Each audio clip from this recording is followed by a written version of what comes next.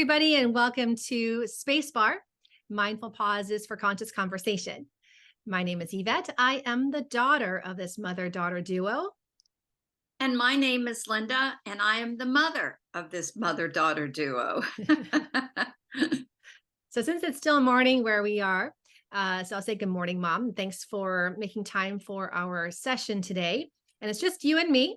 We don't have a guest during this conversation, but we will for next week, which we'll wrap up Yes. at the end. But we decided that we'd like to introduce our listeners to begin with a conscious conversation and somewhat of a lighter topic, but we thought that was important to uphold the purpose of why we really are here is to help our listeners find peace in the chaos of our everyday lives. Sound good, Mom? Sounds good to me. Go for it. All right. One of the things that we use are quotes. You find quotes everywhere. I mean, I have them hanging around the house. I have them on my desk to remind myself to, when I'm having an off day, to use that quote to inspire me. One of my favorites has always been Winston Churchill's "Never, never, never give up." What about you, Mom? Do you have a quote that you kind of live by or that inspires you from day to day? I actually read almost every day from my emoji books, Mm-hmm. or I read from I Am That I Am. So that's pretty much my quote that I keep using. This may sound strange, but I am the seer. I Mm-hmm. am the witness of everything that is seen, unaffected by all that is in perpetual change. And I remember as one of the people asked Muji, why do you keep having to say the same things over and over and over? And he said, because you have been programmed for as many years as you have been on the planet. So I've been programmed to believe that I am Linda Sechrist. That is my personality. That is Mm-hmm. not who I truly am. Mm-hmm. So that quote helps me to remember that I am the witness of all that is seen. First of all, I have to give you kudos for the length of the quote. I mean, mine was about 4 or 5 words. But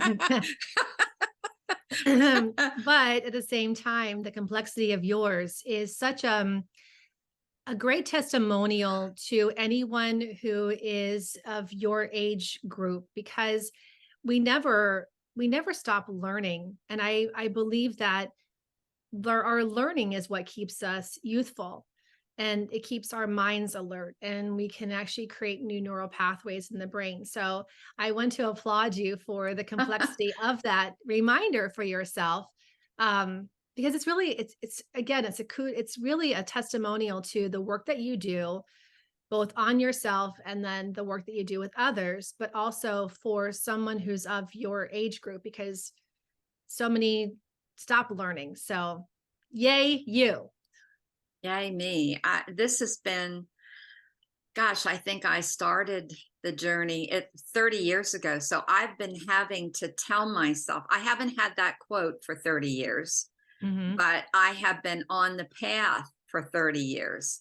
Mm-hmm. And I am just now coming to understand a lot, the depth of what I've been taught. And I've talked to you about being part of the Deep Time Network. Mm-hmm. And the people that I'm studying with talk about change your story, change your life. Yeah. And so what they're teaching us is that we are cosmological beings. Mm-hmm. We came from the universe. We have evolved to where we are, but we're not done yet. We are not done evolved. The universe isn't, let's put it this way, the universe isn't done with us yet. And so I find that very fascinating, that this is a new language that they're teaching people. And I think our language has inhibited us, don't you, for years? Yeah. I believe that our language has put, well, as Carol Roberts had said during our interview with her a couple of weeks ago, is words are little straitjackets. And it's true, because we get so we get so wrapped up in our typical language, and it becomes almost a crutch, even in our storytelling, in the repetitive nature of our storytelling. We stick to the same language. And when we give ourselves the opportunity, and this is probably, you read to me when I was in the womb. I did. Yeah, you told me stories about how you read magazines, cookbooks. I mean, you read all kinds of things that, I mean, you weren't reading the Encyclopedia Britannica to me, No. mind you, but but at the same time, I came out with a love of books, and I have a book in the car at all times. I won't go anywhere without a book in my purse in case I get stuck at a light or waiting for someone. That I have something to read. And I read paper books. I have to admit, I prefer paper books over, any kind of electronic book.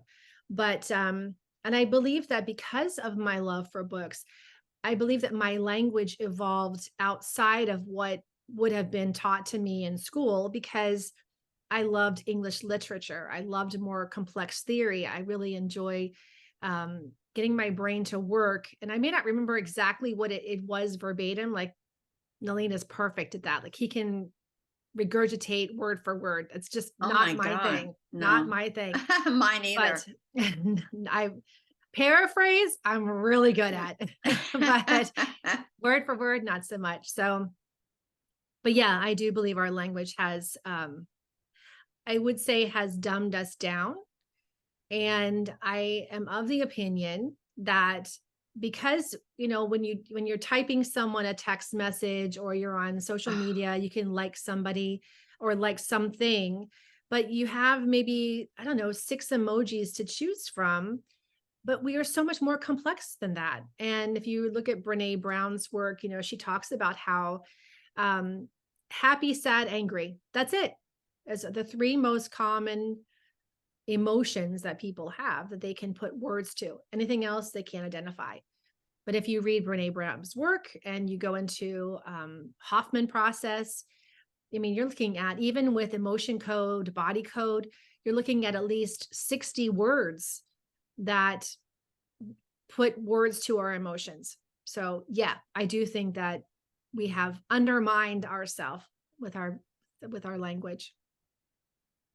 And I've had to, in my work, I've interviewed a lot of doctors, probably about 500 or 600 of them by now. And a lot of times they talk in language that they understand, Mhm. in a medical language, but the average person can't. And so Mhm. my job then becomes to translate what they said in a language that people can understand. Mhm. So I get what you're saying about an language is inhibiting Mhm. because it's not fully descriptive. Mhm. And Agreed.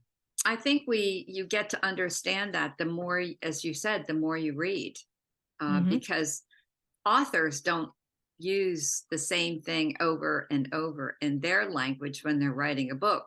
You'd never pick one up if they did. No, you'd be tired of it. Yeah. Well, see spot run is great when you're 1 or Oh God. 2, but when you're 72, see spot run is Run. a little bit repetitive. See Jill jump. Yeah, Yeah, yeah, that's exactly. I think that's kindergarten, no, first grade, maybe, I think. Maybe well, no, I think by 1st grade, you're a little bit more complex than those so the simplicity of that. I think that's more when you're learning to count and learning to read and whatnot. But we just got ahead of ourselves, and I Yes. wanted to go back. I had another quote that came into just into my awareness before we launch ourselves with a quote that we're going to use for today's topic, for conscious conversation. But I have so we're both students of Amrit Desai, as we call Gurudev. Yes. And when I was living and working with him in the ashram, I had gone in for dictation one day, and I just love those mornings. And it was early morning, and I would sit at the computer, and he would sit and he would have an inspiring thought. And it was almost like a way of journaling. He would journal out loud, and I would just sit there and type out what he was saying. However, I wasn't the best transcriber, because I used to stop and ask him questions about what he would talk about. which I don't, it would interrupt his thought and get him into, Yes. something else, but still it made it for a really interesting conversation, for both of us. But I would take notes, with it. So it's all part of the experience. But I always would say, oh, can you pause for a minute? Can I ask you about this? Or can you describe that a little bit more? But one morning, he wrote down something that he had said, and he said, I am not here to teach you. I'm here to love you. Love will teach you. That was And lovely. isn't it? And so I actually have it in his writing, his handwriting, in his cursive handwriting. He wrote it down on a piece of paper for me. And it was just one of those steno pads that he had handy that he used to He journal in. always had those, So always. I have that in his actual script, and there's other notes above and below it, things I had to do. I had part of my task list, but he wrote it in there, and I folded it up so just that note sits on my at my computer. So I have that as a reminder every single day that love will teach you. So that's my other quote that I kind of live by. That's a lovely quote to live by. And Mhm. I mean, I remember sitting with him, when he dictates, and he did it Mhm. so often. And then you go back the next day and he wanted to change something because he wanted to say it just a little bit different. It said the Yeah. same thing, but he wanted to change it. Yep. Oh yeah. I wouldn't call him a perfectionist, but as someone who goes back and rewrites his notes or wants to rethink, I know that his purpose is that he wants it to be understood or, that's clear for no Yeah. matter where you are in your life, that the message comes through and you understand the deeper meaning of it. So with that in mind, and because that is where our conversation went, I thought I would share the quote that came up from his Yogi Says, and Okay. we can use that as our inspiration. And that's the little Yogi Says. Oh, it's Yeah, backwards right that's now. cute. Yeah. And if you go for any of our listeners, if you go to yogisays.com, YOGISAYS.com, that's the website that generates the quotes on a daily basis. And actually not even just daily, you just hit the thumb, or you hit him, and then it changes. So you can do it, Oh, okay. a I million haven't times a done that day. yet. Yep. Mhm. So the quote that he had for our session today, for us, for our conscious conversation, is, when you begin to accept yourself, you automatically begin to accept others as well. When you begin to accept yourself, you automatically begin to accept others as well. So that's his quote for the day. Would you like to That, comment on that first? yeah. It just popped up, Gurudev quantum breath meditation. Yeah. Seriously. It's because that's the morning thing that's on Yeah. my, because he does his breath meditation on Friday mornings. Yeah. Mm-hmm. Yep. And that was even I know I keep mentioning yoga nidra, but Mm-hmm. that is something is I accept myself as I am and the world as it is. Do you Mm-hmm. remember that? I Oh, accept oh yeah. myself. I accept myself as I am. And that means flaws and all. Mm-hmm. And it's important to remember is that none of us are perfect. None. Not even the yogi is Mm-mm. not perfect. Nope. And so that may sound easier than what it is. But to first of all, you have to know yourself. You have to know what your flaws are, your shortcomings, all of that. So there's an old expression that says, know thyself. Mm-hmm. And there's depth to that because you have to dive into it. And you can't accept what you don't recognize. Mm. Would you agree? You cannot accept what you don't recognize. Yeah, I do agree with you in that, because I feel that until you do some form of inner work, and we spend so much time in self-flagellation, self-criticism, and that really is not who we truly were meant to be. And to recognize the pattern is actually probably not us having that conversation. It's somebody else who said it to us about us, so at some point in our lives. So it's looking beyond that in order to find the true nature and get beyond the pattern. But until you have a moment, I would even a flash where you kind of catch yourself and think, huh, that's interesting. And it's almost like your blinders in your life just open up a little bit more and let the light in so you can begin to see yourself in a different way. Is that what you're pointing to? Yes, it's when you, and I don't mean like self-flagellation at all. I'm just saying is that, I recognize that years ago, not so much now. I hope I've given it up. um, I was a perfectionist, and that was hard to live with, although I tried to live up to it, to always Hmm. do the right thing. And so that really it's a flaw, because then you judge everybody else by your perfectionism. Hmm. People are, and they're never going to measure up. They're always going to have something that you don't agree with.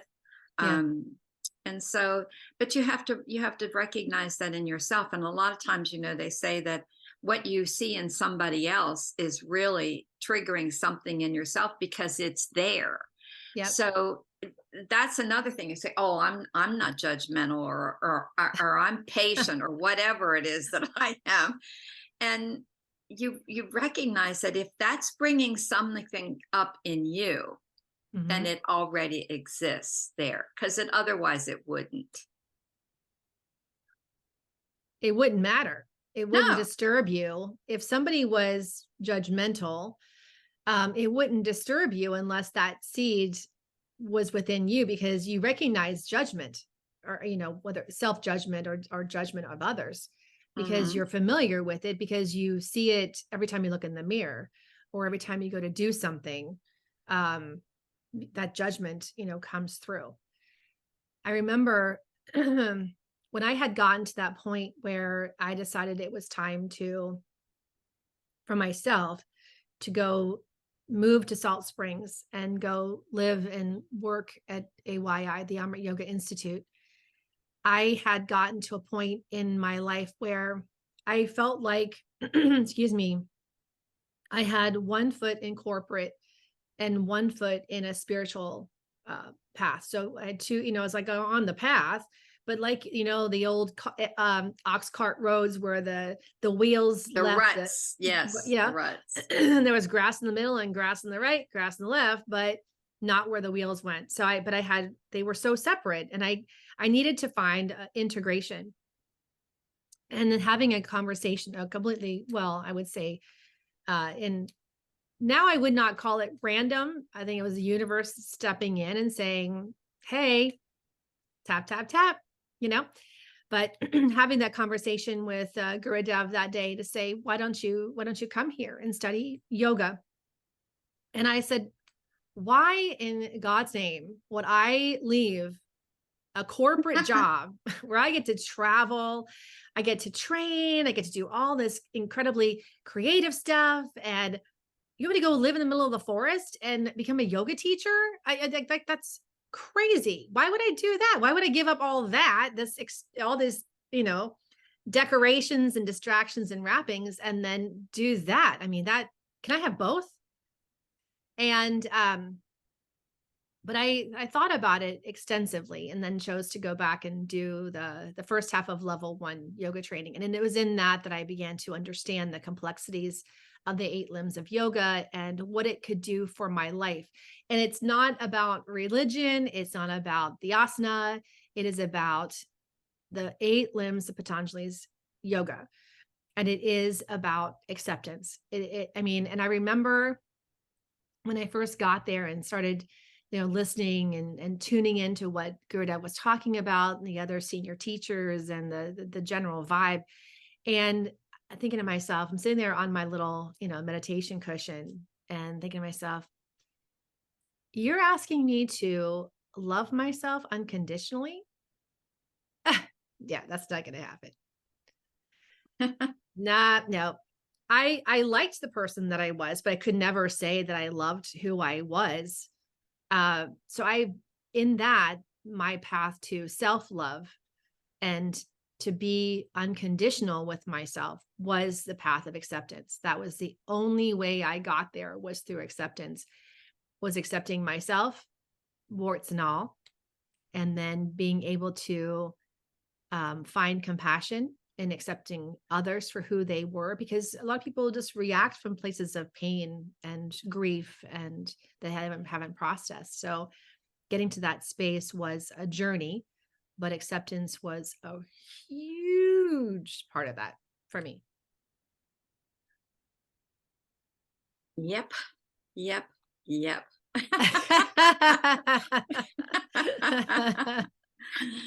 Yep. And it's, it's still something I think that that we work at every Mhm, day. It it doesn't resolve right away. Whatever it is that mhm, we're working on, it's like a weaving. mhm, It our culture that we grow up in, mhm, and the programming that comes from the schools, from the colleges, from your parents, everything, that's all woven so tightly together. Like I said, 30 years for me that I've been at this. And I mhm. realize sometimes that I'm just getting to some of the finer details that are starting Yep. to unravel, that I Mhm, recognize. mhm. And I may never get there. I may just, get close to it. I can sniff it like perfume. We're all works in progress, right? Aren't we though? Yeah. And Yep. I often find that you said something is that when people react to something, it's more about them than it Mhm. is about you. Yep. And so to to take nothing personal, I find is a very difficult thing. Are But you it's high? yeah. Yeah, I'm high. It is, because Mhm, in talking to someone that I was speaking with this morning, was talking about a person who was making comments to them that were very yeah, prickly kind of comments. yep. And she recognizes that that person has a sort of dissatisfaction with themselves, Mhm, and those comments aren't necessarily about her. mhm. So I find that, we had that conversation this morning. Yeah, And it's interesting. Yep. interesting. Yeah, so I had a little yoga lesson So this the morning. the person that you were having the conversation with, she was able to see through the prickliness of the other person and recognize that it was just it was their prickliness. Prickliness, not And no, whatever she was doing was causing the prickliness to come this out, or out, causing the prickliness to come out at her. It was coming out at her. And I thought that that was an interesting, but she also has taken, she spent her first, like, maybe 15 years or 10 years Mhm. in an ashram. Oh, okay. So she doesn't practice anymore, but that stayed with her, that she could understand that that wasn't necessarily about her. So Mhm. there are seeds that get planted along the way, and conversations Yep. that morning darshans Yeah.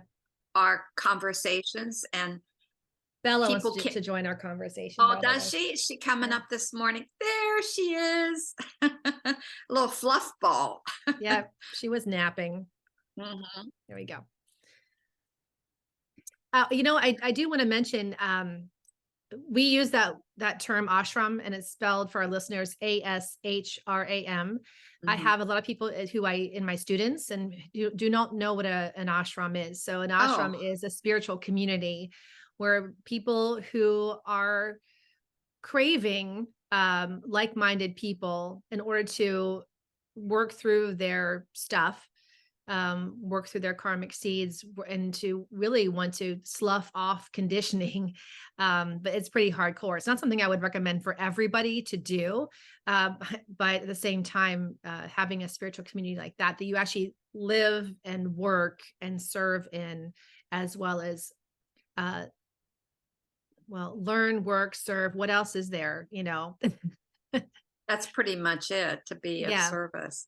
Yeah. Um, Actually, there, I'd like to point out for anybody who lives in the area where we are, there is Kalusahachi mindfulness, and they have I think today our spiritual communities can be out. I don't think there's a lot of ashrams left. Maybe go to India if you India. want Yeah. one. But here, it's important to find a spiritual community. Hmm. And I think that I've actually joined that one just recently after I interviewed them and Hmm. found out about all the great things that they offer. The neurologica that we did, the patterns. Uh-huh. They have a book club on Wednesday mornings, and twice a week they have meditations, 15-minute meditations Hmm. online, and then they're having a retreat at the what is it? The slough, the 6 Mile Cypress Slough Oh up yeah. Hmm. in, yeah, so that's coming up. So I think that that's important. If you have any inclination to that, you build your community with kind of like-minded people that you're Hmm. working through things Yeah. with. I think that's important because now it's, if we don't look inward, oh Yeah. my God, if you look outward, the world is crazy. It's just Yeah. gone mad. Yeah. It's very, very true.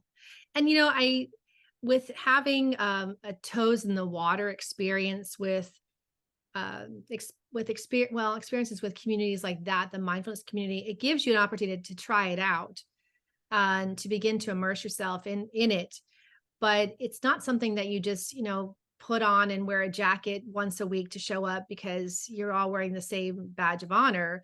This is all practice. This is an ongoing practice. As I said to my students the other day, you know, Michael Jordan did not become Michael Jordan just because he went and played one game of basketball. I mean, he was somebody who his ego was such that his coach, I think, wouldn't let him on the team, and he went back and he practiced, and he got out of his ego and into the game to become a team member to lead them on to, you know, how many, 6 championships I think is altogether he's won. But it's much the same with mindfulness or on being on a spiritual practice or even just learning how to accept yourself. It is a moment to moment choice to practice shooting the ball, you know, towards the hoop. And if you land it, celebrate it. Yeah, but if you don't, just say, you know what? You're back to the ball again, shoot again towards that hoop. But it's really,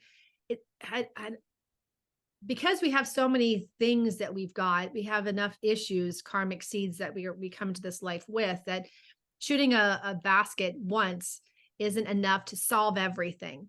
No. Although Gurudev would say that it is, that he, like those who are, you know, as that far in the path as he is, Yeah. he could say, just let go. All he would say is just let go. That Don't he sit does. in your own poo and play with it.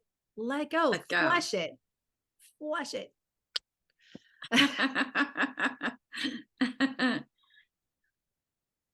He just turned 91 this last weekend was his birthday Yeah, celebration. the 16th was his 91st birthday. Yeah. And I just thought about something as well with the word acceptance. When I first started teaching um, yoga nidra as a form of meditation, when I first started teaching at NCH, which is our local hospital system here, wellness system, and I was I rigidly stuck to the script that we were given and trained with. And I would give my students the intention for their practice. My practice has evolved quite a bit since then as a result of teaching so often. But I remember giving the intention when I first started teaching to my group, which was I accept myself as I am in the world as it is, which is what you had mentioned a little while ago. Hmm. So after this class, first time I introduced it, I had a woman come up to me and she said, Yvette, would you mind changing the intention for our practice? And I said, uh, why do I need to change the intention for the practice? And she said, because I can't accept myself. My husband says this about me. My friends say that about me.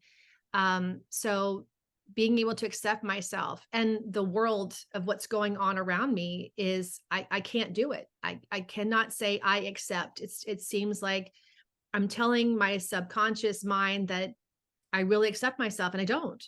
And so I said to her, this is an important practice, number one, but number two, why don't you, when I give you that, say, I am accepting. So there's an energy shift is that you're a work in progress, so you can say, I am accepting myself. At least to start with that and take it from there. But when you mentioned that, that intention earlier, I thought about that. And now I give my students the opportunity to choose their own intention and affirmation. But at the time, I was pretty, I just come out of my first time really teaching in a public arena and stuck to the script, but knew how important and what a great lesson acceptance is. That it is. And it makes life a lot more, I don't know, so peaceful or agreeable. And Mm-hmm. I know that a lot of what's going on in the world today with all the political issues and the wars and whatever, that's a really, I accept myself as I am is Mm-hmm. easier than the world as it is, Mm-hmm. because we want for the world to be more peaceful.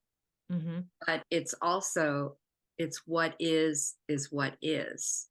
If you Mm-hmm. can't do anything about it, or you can do small things, you can promote peace within yourself, Mm-hmm. and that can help for people all around you can be peaceful.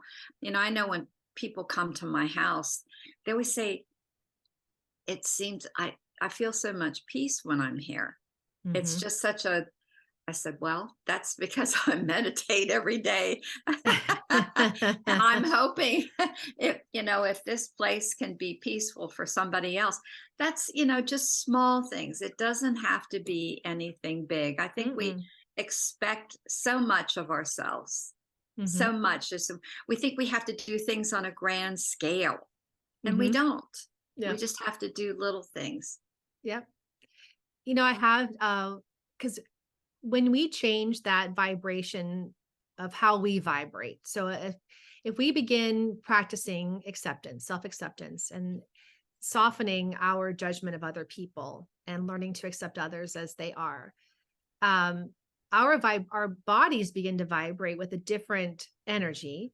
Hmm. And in that, people who are either will be attracted to us based upon that vibration, or those who we've had somewhat of an at odds, relationship with in the past, that begins to soften the relationship, and we appear to be more open and available to others and to those who we may have been at odds with for so long. And one of my students had mentioned that the other day, that she, in the rigidity of her work in the past, and she's now retired, that that rigidity caused her to be as rigid in her personal life. So by coming and practicing with me, even just twice a week, she has noticed that when she goes into meetings now, when she volunteers, that there's a softening in the relationship that she has with others who was rather tense before. So she's seeing the shift in her, a softness in her. And in that, she's seeing the softness in others, which I think is beautiful. It is. That was a good example. I was thinking of, they change your story, change your life, or, change your thinking. Is it years ago when I went to work for Motor Freight Express? I mean, that's like lifetimes ago, lifetimes ago. The woman who was the receptionist at the first person that you came to when you came into the building was a woman, and she had severe case of psoriasis on her face, her hands. And I've tried not to react, because when you first see that, it's like you just want to react to it. Hmm. And I thought, oh my God, they have somebody that's the first person you see that looks like this. And you know that when she was such a beautiful person on the Mhm. inside, I almost want to cry when I think of her. It was Lois. Remember her? She Oh, sent you uh-huh. books. Yep. And I thought to myself, after I got to know her, she was the most beautiful person I ever Mhm. saw. And I never noticed that she had that ever again. Mhm. And that's true. You just there's miracles that happen Mhm. when you aren't judgmental over someone. Absolutely. And I'm really glad that you saw beyond that, saw beyond the wrappings because she made the best chocolate cake with peanut butter icing.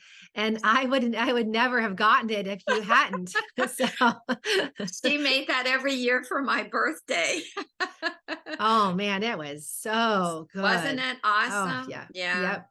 And Yep. That what were the name of those books that she gave you? The oh my gosh, the Harlequin romances. She got me books. reading this probably, yeah, bags and bags of books. Bags. And isn't Bags and that where books. you got your idea for travel, maybe? Yeah, it could have been because oh no, I would say I loved world history and I loved foreign cultures when I was in school. So my love of world cultures came from school, but all those Harlequin romances were always set in really cool destinations, exotic destinations, which, I was an armchair traveler growing up in Pennsylvania. So I finally got to do it for real. Yeah, for Um, real. although I finally have my swashbuckling captain, my swarthy man It's your as my husband partner. now. Yes, my husband. Yeah. So my Harlequin romance came true. Took And a while. I might add that you waited a long time for that. I did. I did wait a long time for it, and it was well worth waiting for. Well, should we talk about our guest that's going to be on next time? Are we Yeah. close? Okay. Yeah, I think it's good. We can talk about our next guest, or actually our guest coming up for our next episode Yeah. is Aurora Juliana Ariel, who has a website called theoracle.love. And I mean, I know you've interviewed her because she's got quite a bit of a background. And obviously we can wait until, she's on with us to talk Yeah. about that. But she has so much on her website to offer people from a Yeah. Do you want to spiritual get it's array. just so we can tell people? Let's see. It's IOAH.org.